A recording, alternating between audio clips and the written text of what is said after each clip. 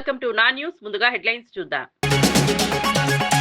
మేడారం జాతరకు సీఎం ప్రత్యేక శ్రద్ధ చూపిస్తున్నారన్న మంత్రి సీతక్క. సమ్మక్క సారాలమ్మ గద్దెల అభివృద్ధిపై రేవంత్ ఫోకస్ చేశారన్న సీతక్క. భక్తులకు ఎలాంటి ఇబ్బందులు ఉండవని హామీ. మేడారం జాతర తెలంగాణ ఆత్మగౌరవమని వెల్లడి.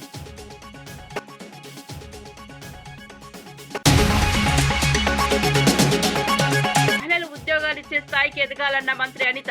మహిళా భద్రతా ఉపాధిపై ప్రత్యేక దృష్టి పెడతామని వెల్లడి.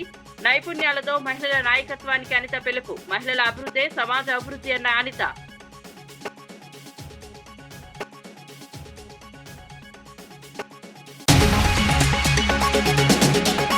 చంద్రబాబు రేవంత్ కలిసి లిఫ్ట్ నిలిపేశారన్న అవినాష్. లిఫ్ట్ ఆగడంతో రైతుల్లో ఆందోళన చెందుతున్నారని వ్యాఖ్య. జగన్ తీసుకొచ్చిందే రాయలసీమ లిఫ్ట్ అని వెల్లడి. రాయలసీమకు అన్యాయం చేస్తే పోరాటం చేస్తామన్న అవినాష్.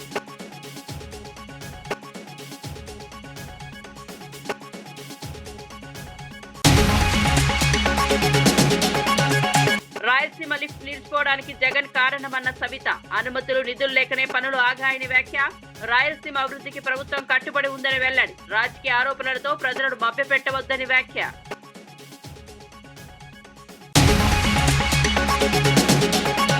అసెంబ్లీ చర్చకు రాకుండా బీఆర్ఎస్ పారిపోయిందన్న ఎన్ఎం. తెలంగాణ భవన్ లో ప్రెజెంటేషన్ ఎందుకు అని ప్రశ్న. ప్రజాస్వామ్య వేదికను పక్కన పెట్టారని విమర్శ. బీఆర్ఎస్ నాయకులను ప్రజలు గమనిస్తున్నారని వ్యాఖ్య.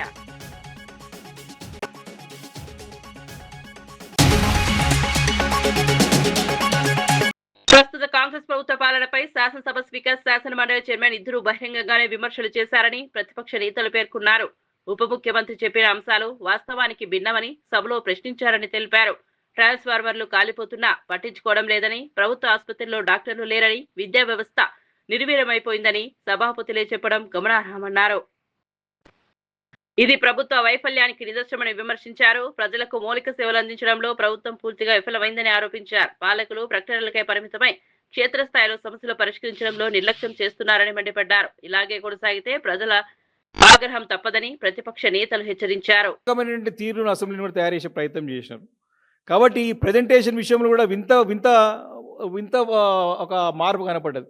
ఇదే పవర్ పాయింట్ ప్రజెంటేషన్ గతంలో బీఆర్ఎస్ హయాంలో కేసీఆర్ గారి నాయకత్వంలో ప్రజెంటేషన్ ఇస్తా అంటే ఇది విరుద్ధం, మన ఇది సభా సాంప్రదాయాలకు విరుద్ధం, ఇది చట్టంలో ఎక్కడ లేదు, ఎంతమంది ఎప్పుడు చేయలేదు, ఇది చేయొద్దు, ఇది రాజ్యాంగానికి స్ఫూర్తిగా ఎన్నో మాటలు చెప్పారు. అప్పుడు అన్నీ కూడా ప్రజెంటేషన్ ఇస్తే రాజ్యాంగ విరుద్ధం అని చెప్పేసి ఆ రోజు లిఖితపూర్వక లేఖ ఇచ్చినారు. ఆ రోజు పిసిసి అధ్యక్షుడు ఉన్నటువంటి మన ఉత్తమ్ కుమార్ రెడ్డి గారు వారి జానారెడ్డి గారి సంతకాలు పెట్టి లెటర్ ఇచ్చినారు. ఆ రోజు ప్రజెంటేషన్ ఇవ్వకూడదు అని, ఇస్తే చట్ట విరుద్ధం అని చెప్పేసి, రాజ్యాంగ విరుద్ధం అని చెప్పేసి ఇచ్చినారు. కానీ ఈరోజు వారి అధికారంలోకి వచ్చిన తర్వాత అది చట్టానికి లోబడిగా లేదే, అది న్యాయం అయిపోయింది.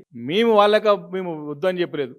ఖచ్చితంగా మీరు ఇవ్వండి, మీరు ఇచ్చిన తర్వాత మాకు అవకాశం ఇవ్వండి అని చెప్పినాం. మాకు అవకాశం ఇస్తే ఖచ్చితంగా మేము సహకరిస్తాం, మేము కూడా ఉంటాం, సభలో ఉంటాం, మాట్లాడతాం స్పష్టంగా చెప్పిన దానిపైన ఎలాంటి మాట మాడకుండా దాటవేసే ధోరణితో మేము ఇవ్వమని చెప్పేసి ఒక ముండి వాదంతో ముందుకు పోయే ప్రయత్నం చేసినారు. ఇక్కడ కూడా వీళ్ళు మాత్రం భయపడుతున్నారు. ఎప్పుడు కూడా ప్రతి సందర్భంలో కూడా ప్రతి బడ్జెట్ సమావేశాల్లో కానివ్వండి, వైట్ పేపర్ రిలీజ్ చేసే చాలా సందర్భాల్లో, ఆ సందర్భంలో కానివ్వండి, ప్రతి సందర్భంలో ఈ ప్రభుత్వం తోక ముడుచుకొని పోయింది. చర్చ జరిగినప్పుడు ఎప్పుడు కూడా తోక ముడుచుకొని పోయింది, భయపడి వెళ్ళిపోయినారు. మరి ఈ సందర్భంలో కూడా ఖచ్చితంగా మళ్ళీ పవర్ పాయింట్ ప్రజెంటేషన్ వీరికి అవకాశం ఇస్తే మళ్ళీ మమ్మల్ని నిలదీస్తారని చెప్పేసి ఉద్దేశంతో భయపడి మాకు